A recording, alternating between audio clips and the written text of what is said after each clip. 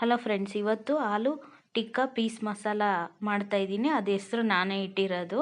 ಅದಕ್ಕೆ ಒಂದು ಮಿಕ್ಸಿ ಜಾರ್ಗೆ ಒಂದು 4 ಟೊಮಟೊ ಹಣ್ಣು, ಒಂದು 4 ಹಸಿರು ಮೆಣಸಿನ್ಕಾಯಿ, ಒಂದು ಸ್ವಲ್ಪ ಪುದೀನ ಹಾಕ್ಕೊಂಡು ನೈಸಾಗಿ ರುಬ್ಕೊಂಡು ತೆಗ್ದಿಟ್ಕೊಳ್ಳಿ. ಈ ಕಡೆ ಬೇಯಿಸಿ ತೆಗ್ದಿಟ್ಟಿರೋಂಥ ಆಲೂಗೆಡ್ಡೆ ತೊಗೊಂಡಿದ್ದೀನಿ. ಆಮೇಲೆ ಹಸಿ ಬಟಾಣಿ ತೊಗೊಂಡಿದ್ದೀನಿ. ಎಲ್ಲ ಸುಲಿದು ಒಂದು ಬೌಲಿಗೆ ಹಾಕಿ ತೆಗ್ದಿಟ್ಕೊಂಡಿದ್ದೀನಿ.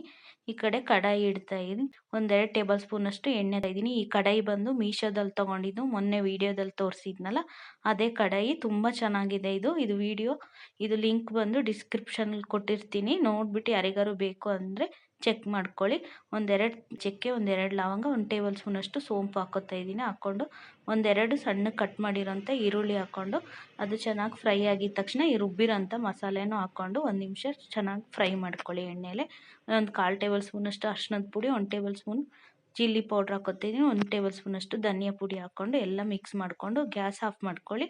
ಆಫ್ ಮಾಡ್ಕೊಂಡು ಒಂದು ಅರ್ಧ ಕಪ್ಪಷ್ಟು ಮೊಸರು ಹಾಕ್ಕೊತಾ ಇದ್ದೀನಿ. ಗ್ಯಾಸ್ ಆಫ್ ಮಾಡ್ಕೊಂಡು ಹಾಕ್ಕೊಂಡು ಎಲ್ಲ ಚೆನ್ನಾಗಿ ಈ ಥರ ಮಿಕ್ಸ್ ಮಾಡ್ಕೊಳ್ಳಿ.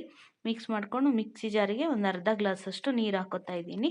ನೀರು ಹಾಕ್ಕೊಂಡು ಅದನ್ನೆಲ್ಲ ಕ್ಲೀನ್ ಮಾಡಿಕೊಂಡು ಪ್ಯಾನಿಗೆ ಹಾಕ್ಕೊಂಡು ಎಲ್ಲ ಮಿಕ್ಸ್ ಮಾಡಿಕೊಂಡು ನಿಮ್ಗೆ ನೋಡ್ಕೊಳ್ಳಿ. ನೀರು ಬೇಕು ಅಂದರೆ ಇನ್ನೊಂದು ಚೂರು ಹಾಕ್ಕೊಳ್ಳಿ. ಹಾಕ್ಕೊಂಡು ಒಂದು 1/4 ಟೇಬಲ್ ಸ್ಪೂನಷ್ಟು ಉಪ್ಪು ಹಾಕ್ಕೊಂಡು ಎಲ್ಲ ಮಿಕ್ಸ್ ಮಾಡ್ಕೊಂಡು ಚೆನ್ನಾಗಿ ಕುದಿಯಕ್ಕೆ ಬಿಡಿ. ಚೆನ್ನಾಗಿ ಕುದಿಬೇಕಾದ್ರೆ ಈ ಬೇಯಿಸಿರೋಂಥ ಆಲೂಗೆಡ್ಡೆ ಆಮೇಲೆ ಈ ಬಟಾಣಿ ಹಾಕ್ಕೊತಾ ಇದ್ದೀನಿ. ಹಾಕ್ಕೊಂಡು ಎಲ್ಲ ಮತ್ತೆ ಮಿಕ್ಸ್ ಮಾಡ್ಕೊಳ್ಳಿ ಚೆನ್ನಾಗಿ.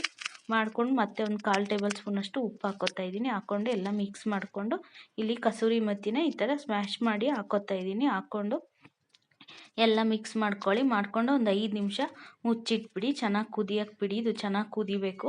ಚೆನ್ನಾಗಿ ಕುದಿದ್ಮೇಲೆ ಈ ಥರ ಚೆನ್ನಾಗಿ ರೆಡಿಯಾಗಿರುತ್ತೆ. ಇದು ಒಂದು ಚಪಾತಿ ಇಲ್ಲ ಪೂರಿ ಜೊತೆಗೆ ಟ್ರೈ ಮಾಡಿ ನೋಡಿ. ಈ ವಿಡಿಯೋ ಇಷ್ಟ ಆಗಿದ್ರೆ ಲೈಕ್ ಮಾಡಿ, ಶೇರ್ ಮಾಡಿ. ಮರಿದಲ್ಲೇ ಲಾಂಛ ಶಿಲ್ಪ ಕುಕಿಂಗ್ ಚಾನಲ್